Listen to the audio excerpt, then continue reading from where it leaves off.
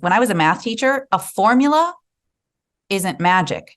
It's knowing why it works and how it works that's going to give you the answer that you want. Same thing is true with these phrases, knowing how they work and why they work, which means approaching your conversations from a place of, am I preparing for them ahead of time? Am I staying curious instead of showing up all certain? Am I building empathy through becoming relatable? And then do I have the courage to ask when the time is right? Because we've uncovered opportunities through our conversation. So exactly what to say is not just about the phrases themselves. It's about your entire approach to the conversations that you're in.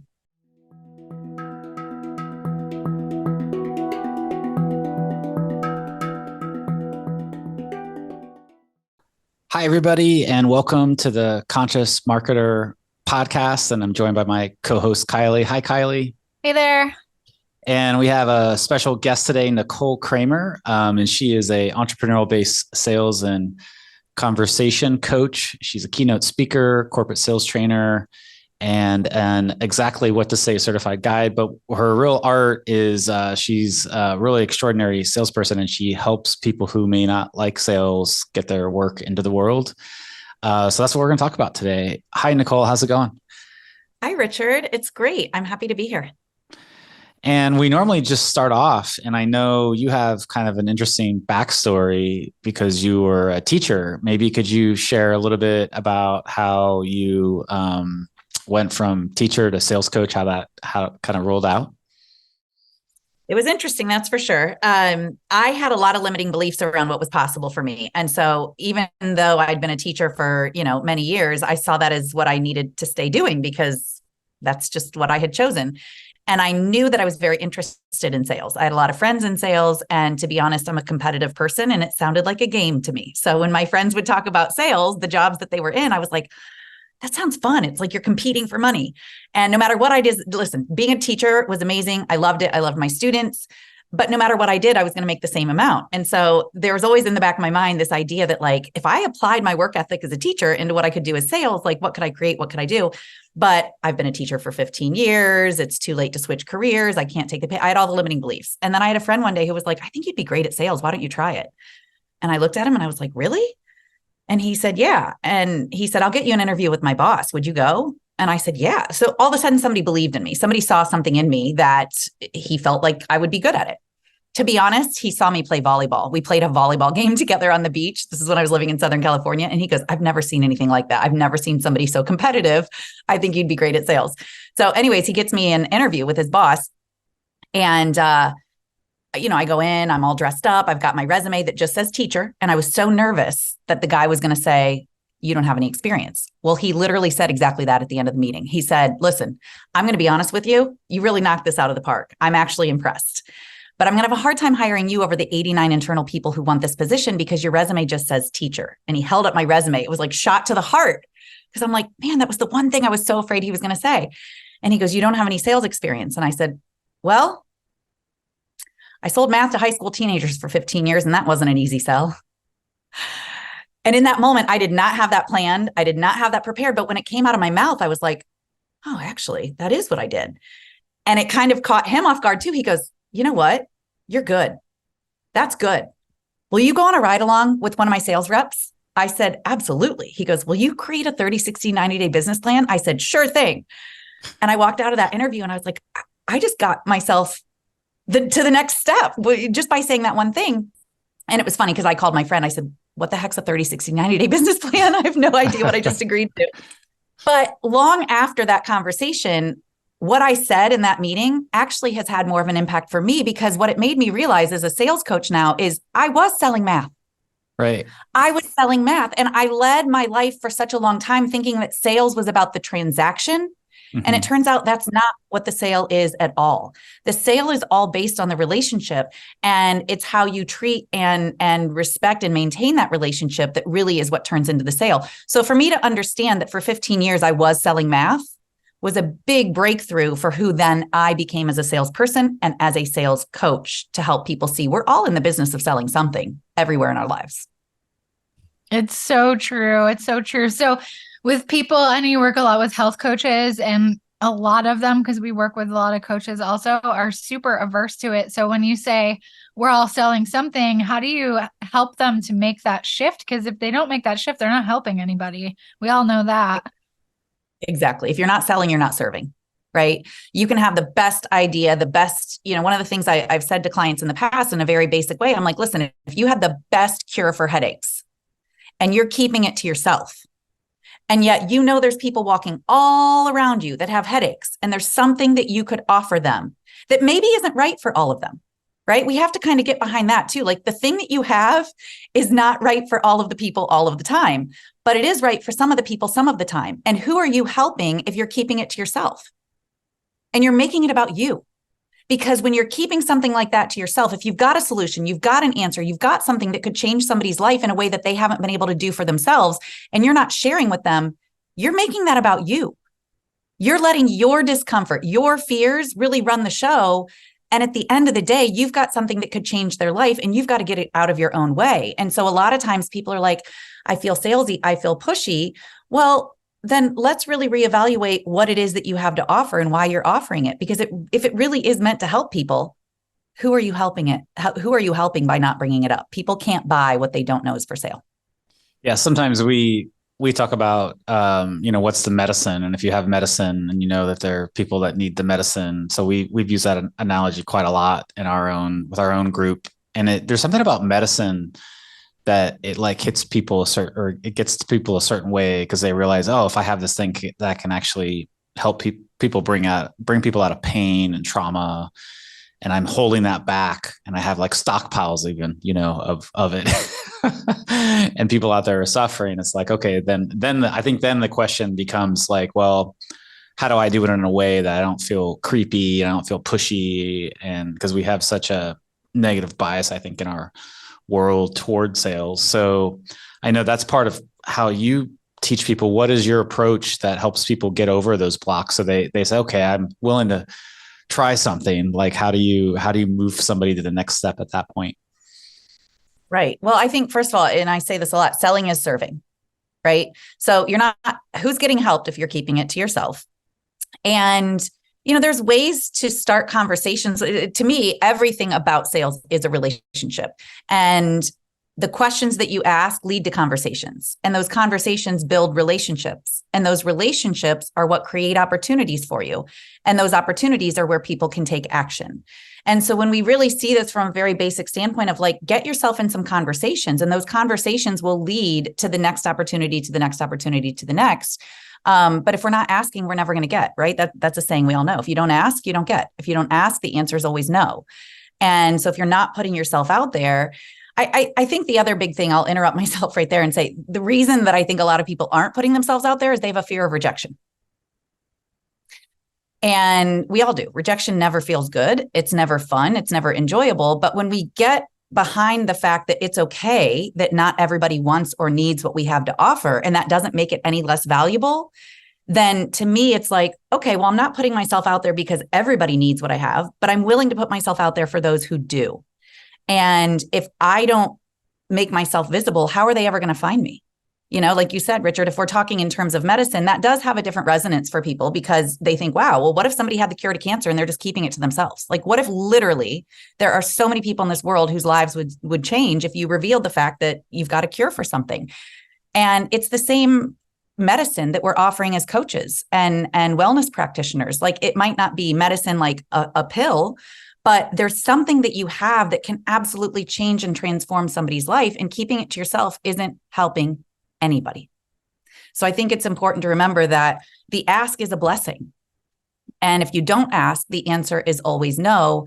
And if you don't ask, you might be denying somebody the opportunity to change their life. I totally agree with that. And, we're not salespeople so much as we are marketing people, but we have the same conversation with people about marketing. It's like, it's just an expression of who you are. Like, you want to create content that's a reflection of you. You don't have to be all weird and markety to get traction online. And so we come up against a lot of that. And when it clicks for people, it's really exciting for me and for them. So you're talking about conversations. That's something that we do every day. We're having a conversation right now. we're not really thinking about it. We're just kind of blurting stuff out at each other. It's not like a difficult, challenging thing to do, right? We're just doing it. So you're sort of reframing mind frames by saying just have conversations, but what happens inside of these conversations to make them successful? Such a good question. The worst time to think about what you're going to say is the moment you're saying it. So before we even talk about what happens inside of these conversations to make them successful, let's talk about what happens outside of them. Are you pre-briefing? Are you preparing? Like, I have a conversation coming up later today that's really important. It's what I call a critical conversation.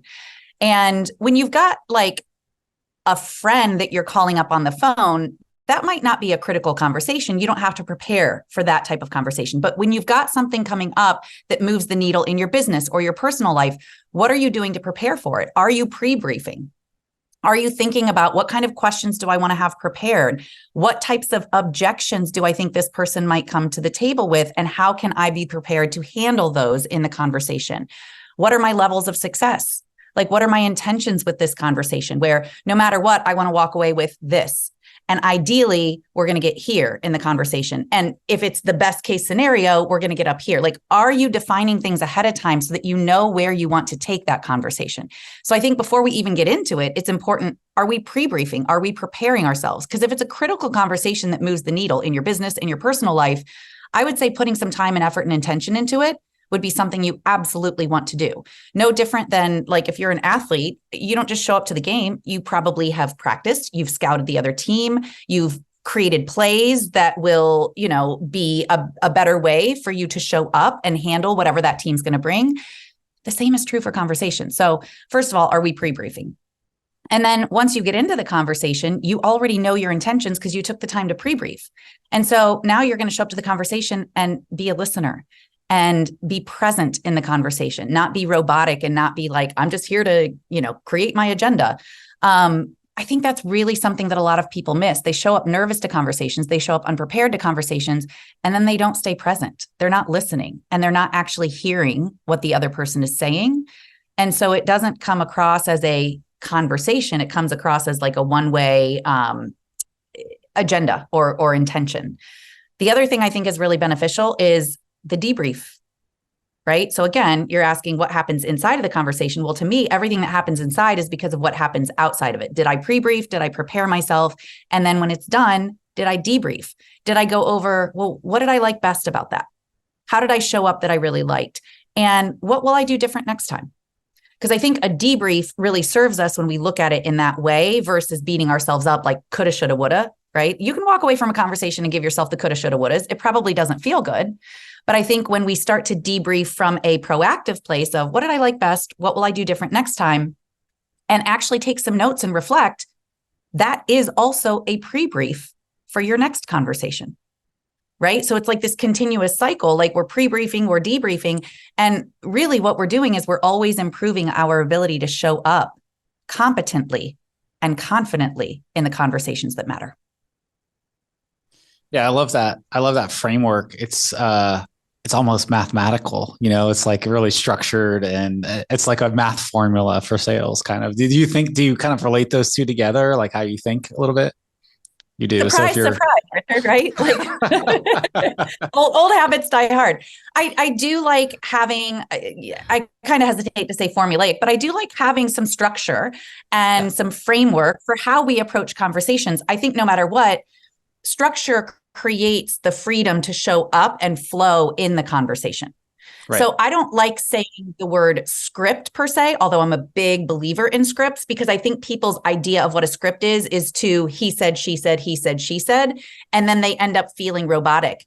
But I believe in a flow of a conversation, but the flow itself isn't going to be effective unless we have some framework or some structure around it. So when you approach a conversation, well, what is the critical conversation you're having? What kind of intentions do you have for it? And how can you set yourself up for success, making sure you cover the pieces that are really important in that conversation? And then once you've pre-briefed that and set that up ahead of time, then it's just show up and listen and be in the conversation, be present, because I don't think that there's ever a time where you're in a conversation where somebody's like, wow, this person knows a lot and they're telling me a lot. And that's going to weigh more than, wow, this person's listening and they care a lot about me. that's always going to weigh a lot more on the other person than you showing up, saying all the right things. Are you showing up, staying curious and looking for ways to be relatable with that other person and genuinely listening and showing them that you care? I love that. Now, you got my chiropractor and to sell me a $5,000 chiropractic package. That's a little bit unusual for a chiropractic office, but I know that you helped them package things and sell things. We have a lot of holistic practitioners on here that are still selling single sessions and, kind of doing that type of thing. How did you get them to go from the mind frame they were in to confidently just like selling me a really high ticket, not super high ticket, but a high ticket for a chiropractic office? How did you get them to do that? Thank you for mentioning that. I'm glad that you are that you found a solution with them. They're awesome. I think a big part of it is how are we showing up consultatively? How are we showing up really finding out what that person needs, not what we want to sell them. And I do think that there are times probably with the chiropractic offer that maybe they don't need a high ticket package. Maybe they don't need something that's ongoing. But I think that's the most important piece. How are we approaching the conversations, again, with curiosity and becoming relatable so that other person feels like they want to step closer to our solution? And ultimately, it's because we're helping them find the solution that's best for them. I think that's the most important piece. And that's what we really worked a lot on is how do we build a relationship? How do we build rapport with the people that walk through that door so that they feel like you really do have their best interests in mind? So that they feel like the recommendations that you're making for them are the right ones. Because, I said we're all in the business of selling something, but what I also like people to feel around selling is it's really just you making recommendations to somebody that you feel are best based on listening and hearing out their needs. And once you've made those recommendations, what your role in that process is helping someone make the decision that's best for them. We're professional mind maker uppers. That's what salespeople are. And your role in that process is to help someone determine what's best for them, make those recommendations, and help them make the decision from there. Yeah, such good advice. It's interesting because I want to take this in a lot of different places, but let's go to the dark side.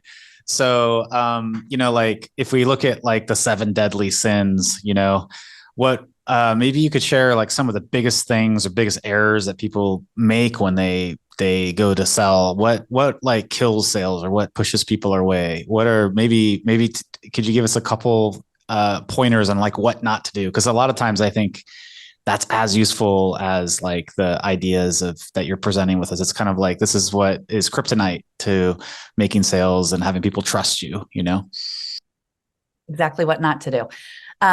There's a lot. I know we have a limited time on the show, so I'll think of a couple that I know are pretty universal. I think a lot of people assume that like I hear people say this a lot. They're like, I've got a call coming up. What should my pitch be? What pitch? First of all, nobody wants to be pitched, right? And so are you showing up, again, in service to your own agenda? Are you showing up in service to what's mutually beneficial for everybody in that conversation? Like, do you want the highest and best good for everybody in that conversation? Or are you looking to sell your thing? Now, we're business owners, so of course you're looking to sell your thing, but you want to sell it to a person who is the right fit. So I think first and foremost, going in confidently, knowing what you sell and knowing what you have to offer is one thing, but going in thinking you're going to pitch it to somebody before you know what their needs are, to me, is about what you want, not really hearing out what they want. So I think people go in with so much certainty to a conversation and it creates sales friction. They go in thinking right off the bat, like, I can help you. How do you know? Because here's the thing, you can't help anybody without buy-in. It doesn't matter how good your offer is. It doesn't matter how good of a coach you are. If you don't have someone who's a willing participant, who's a captive audience, who's buying in, there you got nothing. So I think going into a conversation knowing that your job is to be consultative, your job is to find out what are their needs. Can I even help them? So I think going into a conversation, assuming that you're able to help somebody before you really know much about them is a way to create friction, and it's a turnoff. Certainty is something that is going to make people kind of shut down. But when you're going in with curiosity, you're saying, hey, I care about you. I care about what's going on for you. I care about hearing you out and finding out if what I have might be a good match for you. That's a very different intention than I'm going to go in with my pitch. So I think a lot of people go in trying to pitch to people. I think a lot of times they have a conversation that goes really well and they haven't done a pre-brief. They haven't practiced so that all the time people come to me, they're like, I have conversations that go really, really well, but I don't know how to land the plane. And a lot of people are thinking that the landing of the plane, AKA closing the deal, asking for the business, is where they're going wrong. Well, to me, where you go wrong is at the very beginning of the conversation. So you've pre-briefed, but then when you get into the conversation, pre-frame it with the other person. So the first couple of minutes, chit chat for a second, relate to them, welcome them to the conversation, help them feel comfortable, and then give them an idea of what to expect in the conversation with you. And you could even ask things like, hey, if you like what we discussed today and it feels like the right fit for you, are you in a position today to make a decision about what you'd like to do next? Right? Depending on what the conversation is or where you're at with it, you can find out in the first couple of minutes of the conversation why that person is on the call. One of the things that I recommend to people is you could ask it the way that I just said, or you could say, hey, here's why I'm here. Here's what I'd like to share with you in today's conversation. I'm curious what will make this conversation a success for you. So going in knowing you might have some intentions, but let's also find out what's the other person's intention for being on that call, because the most expensive thing anybody could ever pay you with is their time and attention. There's nothing more valuable that anybody has. And if you've scheduled a 30-minute call with somebody to review some of their concerns, some of their challenges, so that you can find if there's a way that you have that can support them, then I would make sure you understand why they've given you 30 minutes of their time. Because it's probably not to show up and hear your pitch. It's probably because they have some intentions around sharing what's going on for them, and they maybe feel a little lost and they're not sure what the next step is for them, but they're there to uncover that with you. So let's find that out, because if you ask, hey, what will make this call a success for you? And they say, I just want to find out some more information about what you do as a coach.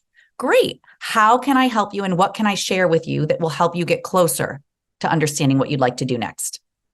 Or if they say, hey, I really want to work with you, I just want to find out if what you offer is right for me. Great. Now you've got two different paths for that conversation. If they say, I just want more info, cool. What can I share with you? How can I best support you on this call? Or if they say, I want to work with you, I want to find out if it's right. Great. Tell me about some of the things that you've seen on my website that you're interested in, and let's determine together what the best fit is for you. So if you ask from the very beginning, you have a really good idea of how the rest of that conversation is going to go and where to direct it from there. So a lot of people are going in with that sort of hardball, I'm going to pitch you mentality. A lot of our audience and a lot of our clients are kind of on the opposite side of the spectrum. They're like too afraid to even make their offer. They're like, I can be empathetic and I can be loving and I can get in your world and intuit all over the place. But when it comes to actually asking for something, I'm going to rather fall off the flat earth. So how would you help somebody in that position? Yeah, the old, well, let me know if you ever need anything, if there's any way I can help you, right? We get meek and timid at the end, but like we're so confident in the connection piece, in the relatability piece, and we know how to talk to people. I see this happen all the time. People are really good at talking, and so they just think, I hope this conversation goes well. But again and again and again, they get to the end and they do exactly what you just said, Kylie, where they're like, they don't ask for the business, right? And I have so many people that say, yeah, but I'm just so heart-centered and I just care so much about people and I don't want to be pushy. Let me ask you that, pushy what? Pushy in what way? Do you have something that you're trying to push on them that they don't need? Are you selling them something that is not going to help them in any way? Because if so, that's a separate conversation that you and I need to have if you're trying to push something on somebody that they don't need. But if you've taken time with someone in a conversation and they've shared with you some of their challenges, they've shared with you their struggles, and they've shared with you the fact that they haven't been able to figure this out on their own, and then you leave them high and dry at the end of the conversation and you don't offer them a way that could change their life in a way that they've just expressed to you they haven't been able to do, then what are you actually doing? Are you pushing somebody? No, you're denying them an opportunity because in that moment you're uncomfortable. And listen, it's going to be awkward until it's elegant. It's going to feel uncomfortable when you get to the end of the conversation and you're going to do something that you aren't used to doing. If you've never sold anything, that is going to feel weird at the end when you've got something to offer. But a lot of people ask me what you just asked, Kylie, and they're like, how do I ask for the business at the end? Well, if you've done your due diligence through the conversation and you've asked good questions and you've stayed curious, and you've become relatable. And when I say relatable, I mean, I know you, I get you, I've seen you, I've been you, I've helped people like you. When you can hit the show me that you know me button and they really feel like you get them, the ask is really just the natural next step. The ask is just, hey, you've uncovered all these things that you're looking for some support. We've determined you want and need some support in this area. We've also determined that that's an area that I can support you in. It's almost like that's the natural next step. Hey, would you like some support with this? Based on everything you've shared with me, it sounds like this is a change that you're really looking to make. Yes, it is. Would you like some support with this? Or are you really looking to continue to try this on your own? Well, I'm really looking for some support with this. Okay. Well, based on what you've shared with me, really important phrase there, based on what you've shared with me, I would recommend, and then you're going to make a recommendation based on what you offer, but it's not because you're saying, hey, here's what I want to sell you. It's based on the fact that you said this, I'm going to recommend this. And right before that, I confirmed that they wanted support with that thing. So it's really just identifying, hey, we've been talking for 20 minutes and you said this, this, this, this, and this. And those are things that you haven't been able to figure out on your own. Would you like some support with that? Or are you looking to continue to try this on your own? And once they say, I want some support, that's your transition. That's your segue. That's one way to do it. But really, it's about leading up to that point of asking for the business is actually when you have determined that they want and need the business. It's through all the questions that you're asking. It's through staying curious and it's through becoming relatable. And then the natural next step is, if you're looking for support, I have a way that could help with that. Yeah, we actually advise, on webinars. There's all these like weird webinar formulas and things like that on the internet. They're like kind of creepy, to be honest. So I could name a few, but I won't. But I think the pre-frame is really important. I just want to make sure that people get what the wisdom you shared there, because if you don't give people a pre-frame, then it might be weird at the end because they don't know what to expect and you haven't laid out a map. But so on webinars, in fact, we did a big webinar with a Hollywood scriptwriter and things like this. He's written a couple books, and we had suggested to him that we'll pre-frame it at the beginning and just to ditch the other formula that he was using. And he said he had so much fun and our conversions were higher than everything. So we normally just say, look, at the beginning of a webinar, what we do is if we're going to pitch at the end, we just say, hey, thanks for joining us today. And at the end of this webinar, we're going to share an offer with you that can help you transform your life and go deeper. And during this training or webinar, what we're going to do is we're going to go deep into these topics, and we're just here to serve you and help you out and answer all your questions. We're not going to hold anything back. And then if you want to drop off when we share the offer, that's okay with us. But if you want to go deeper, there will be that opportunity later. Let's get going now. And so that intro is it's like gold, right? Because then at the end, we can just transition to the offer. And then if people want to drop off, and we always give a ton of value, and we literally are not trying to hold anything back. It makes it really easy to transition at the end. I don't know why more people don't do that. It's like such a nice, it's a nice way to eliminate all these weird formulaic kind of things, so. Yeah. Oh, I totally agree. Yeah. I changed what I do with my live presentations for that exact reason. I was like, why would I wait until the end? I don't do that in my sales conversations. And what is a webinar or a live presentation or a masterclass? It's a one-to-many sales call. Yeah. It's the exact same thing you're doing one-to-one, right? And so when you preface it with, hey, there's two types of people. There's those that are going to spend the next 60 minutes together and get everything that they need and hit the ground running. And there's those who are going to want more support with that. And the good news is I have a way for you to get that support, and I will be sharing that with you at the end of today. So it's like, cool. I'm going to share tremendous value. If you can take it and hit the ground running, awesome. If you want some more support, there's a way to do that. And then they know what's coming up. I love that. And I really want to ask this question because we have a teaching called the 33 Myths of Marketing. And I think there could probably be a corollary one for sales. But one of the ideas, or one of the myths, I forgot which number it is. I think maybe 6 or 7. But it's basically sometimes people come, because we have an agency side and we have a training side. And sometimes people come to us and they're like, I want to outsource everything to you. I don't ever want to do the marketing myself, And I'm like, oh yeah, it doesn't work that way. because for a lot of people, they're building their personal brands or like coaches, they're the product, right? And so I say, look, you have to kind of get in front of your brand, and it's important for people to actually build a connection with you. And so one of the myths is the myth is I can outsource something effectively to other people. And there are aspects that you can outsource. So it's kind of an interesting myth, because there are aspects I don't want you doing, like editing videos, and it's like, you can find people to help you, but delivering the message, getting on videos, writing some of the copy, being involved with that is really important. So I'm kind of curious, because I'm sure you see this as well. Do you meet probably creators who are like, I'm not going to ever do any sales, and I want somebody else to do this for me?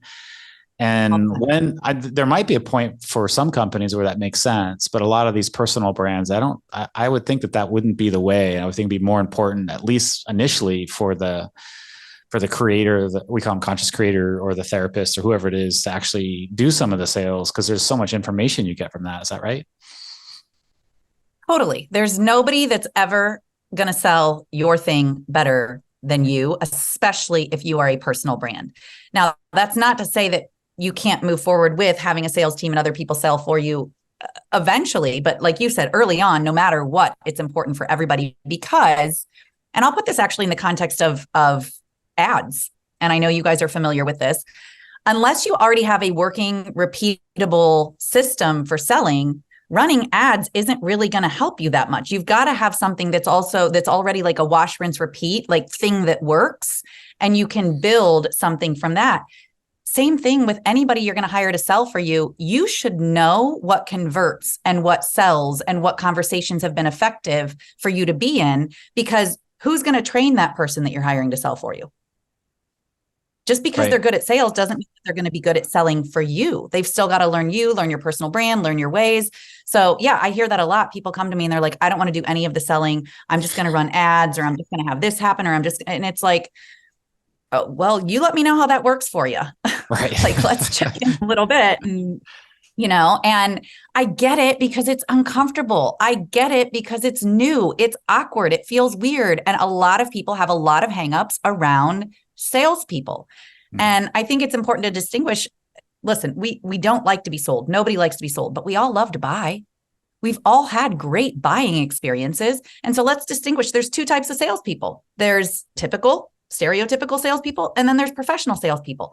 And if I were to ask you for adjectives to describe each, I'm sure that the adjectives for stereotypical salesperson would be very different from the adjectives that you would use for professional salesperson. So how can we task ourselves with being that professional salesperson and being that version that shows up and does give someone the buying experience that they're looking for? And like anything, it's going to be awkward until it's elegant, but outsourcing sales, to me, is a no-go, especially very early on in your business. You should be the one doing that. Okay, so on my bookshelf in my house, along with the other 200 books I've never read, I have a book I really want to read, Exactly What to Say. And in Richard introducing you, he said that you're certified in that method. Can you talk a little bit about that? Because as a copywriter, obviously, I want to know exactly what to say. But what's the main concept there? Yeah, it's such a good question. It's a great book. It is something that I discovered once I went from math teacher to being number one in the nation in my corporate sales job. And I had a couple of years of being number one, and I was really successful. And I thought, you know what? How could I get even better? Like, where do you go from being number one? And I thought, what if I got better at converting more of the conversations that I'm having instead of having more conversations? What if I just got even better at the relationships that I've been building? And so that's when my search for how do you get better at conversations started. And the first book I went to was How to Win Friends and Influence People, because that's an OG, right? we always want to read that. And so I reread that and I was like, okay, well, what's next? And I found this little book on Audible called Exactly What to Say. So I had already achieved great success in the corporate world. And then when I found that book, it changed the game for me, because it really taught me how to make more of my conversations count instead of counting so many conversations. And to answer your question, Kylie, the methodology behind it is it's a set of magic phrases, but the phrases themselves aren't magic. It's the approach that you take to your conversations that's magic. And one of the reasons that the phrases work is because they all speak to the subconscious brain. The subconscious brain is the part of our brain that does not have maybe. It just has yes or no as outputs. It makes decisions for us all day long without having to think about it. Right now, your lungs are breathing for you. You're not thinking about it. Your eyes blink. You're not telling your eyes to blink. You've probably gotten in a car and driven somewhere familiar before. And then when you got there, you went, ooh, I don't actually remember driving here. Your subconscious brain already had that programmed. And so when we know how to talk to the subconscious brain, we are able to expedite helping someone make decisions, because that's the part of their brain that's able to do it without thinking, without overthinking. And so these phrases do exactly that. For example, if you wanted somebody's phone number, I would highly suggest that you not say, can I have your phone number? Although that might feel polite, that's getting you an answer to a question that you don't want the answer to. You don't want to know if you can have their phone number. You want their phone number. So what's a better way to be very direct with the question that we're asking? What's the best number to reach you? And what does the subconscious brain want to do? It wants to answer the question. It wants to give the right answer. And so we're assuming in that moment that they're going to get, right? Like, what's the best number to reach you? Or when's the best time to call you? Not, can I call you? And so when we're asking, just making simple shifts like that, then we're getting more of the answers that we want in a more direct way, because we're speaking to the subconscious brain. So that's really why the phrases work, because it's all around the subconscious. But like I said, the approach is really what the magic is. And I've mentioned this a couple of times today, approaching with curiosity. That's how you show somebody that you care. So the phrases themselves are magic because you're staying curious. You're building empathy and becoming relatable to the other person. And those two pieces are so important to you moving somebody into helping them make a decision, not the phrase itself. And the way I've explained it to somebody recently is, when I was a math teacher, a formula isn't magic. It's knowing why it works and how it works that's going to give you the answer that you want. Same thing is true with these phrases, knowing how they work and why they work, which means approaching your conversations from a place of, am I preparing for them ahead of time? Am I staying curious instead of showing up all certain? Am I building empathy through becoming relatable? And then, do I have the courage to ask when the time is right? Because we've uncovered opportunities through our conversation. So exactly what to say is not just about the phrases themselves. It's about your entire approach to the conversations that you're in. I love that. I think that's so cool. Yeah. And, it's interesting because sometimes what I say is that, getting yourself in front of a camera and posting and getting yourself out there, it can actually be one of the greatest personal development things that you can do for your own self. Because the thing that's actually going to stop you from doing that is all these old scripts and these old identities that you've held on to, and actually your ego, and so like you have to kind of go to a higher place where you bring in more presence. And I would extend that to sales and to selling. You have to believe in that you can create the results, and also believe that you're going with the right intention. If you do that, then it bypasses all the safety mechanisms that our ordinary self, our ego has, so that we can actually do the work we need to do in the world and actually transform lives. And so I think a lot of people kind of need to say that. I love that you added the courage part in there. This has been a really great conversation. I love talking with you about this. I actually really love sales because I do see it as serving and a way to transform lives. I want to end with one more question, which is kind of interesting because I can feel like you're kind of a competitive soul, and I'm kind of curious, do you feel like are salespeople a good salesperson? Are they born or are they made? Can you transform yourself, or is it something where there's like a certain type that is just wired for it? I do not believe that there's a certain type specifically, because I think a lot of, I've had people come to me and they're like, well, I'm an introvert, so I'm not good at sales. Listen, when I first started learning how to sell, one of the most successful people that I learned from, 100% introvert. So I can't say, I've seen across the board a lot of different personality types be successful in sales, regardless if they consider themselves introverted or extroverted or whatever. I do think some people just naturally have more ability from the start, but that's not because it can't be a learned behavior or a learned way of being. And I think once we really embrace the idea that selling is serving, we're helping people. We have something, like I often say, don't let your pain go to waste. If there's something that you experienced, if there's something that you went through that was a hardship, that was a challenge that you overcame, and you understood a certain way of doing things that helped you with that, and somebody else might be going through that same challenge, then really it is your obligation, right? To share or to help that person, to turn around and help them in a way that you helped yourself. So I don't think that you're either born as a salesperson or not. And if you're not, then you're out of luck, because I do think at the end of the day, what I said before is true. We are all in the business of selling something. If you're trying to get your daughter to make her bed, or your husband to, I don't know, talk to your in-laws about having Christmas at your house instead, if you want your friends to go to the new sushi restaurant downtown, all of that is selling. And so I think naturally when we start to see, it's kind of like the story I told before. The whole time I was a teacher, I was selling. Now, could I say that people saw something in me that they thought, because of the competitor in me, that I'd be good at sales? Yeah, I think there's elements that somebody might have that would reveal that they have a talent there. But I think everybody can learn it because they're already doing it. Yeah. And I think more important than anything, the number one sale, this is something that I didn't mention, but you kind of hinted at it a second ago, Richard. The number one sale that's the most important, that will always be the most important, is selling yourself on yourself. There's nothing more, but if you're not convinced, you can't convince. So the idea of getting visible, you mentioned it, it really is a giant self-development journey of being an entrepreneur and selling things. And in order to do that, you've got to be so connected to yourself and convinced that what you're doing is really valuable for the people who need it. And until that sale is intact, you're going to have a lot of trouble helping other people make that decision. That was so powerful. What a way to end a great conversation where we all sold ourselves on ourselves. Well, I actually want to loop it even deeper, because I caught an energy there of you, of like your essence.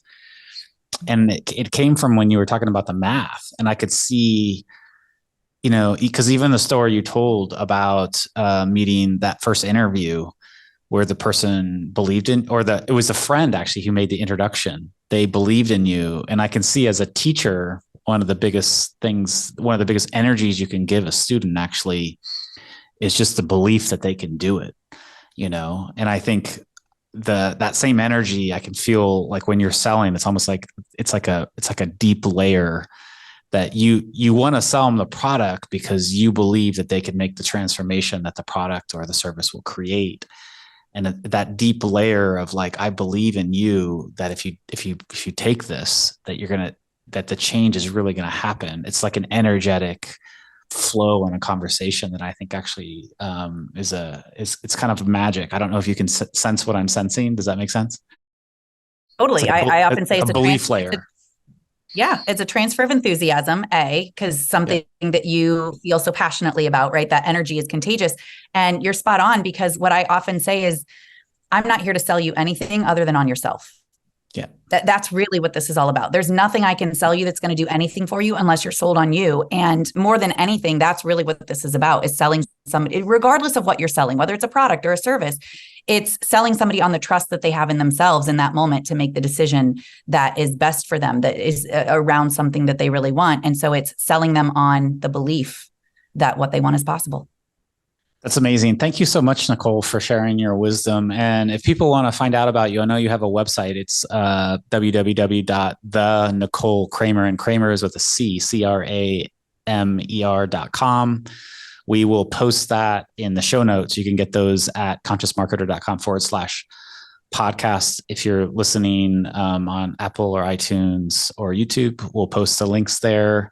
Thank you so much for showing up and sharing with our audience. I think everybody listening has gotten a ton of value out of this. And go see what Nicole is doing and hire her.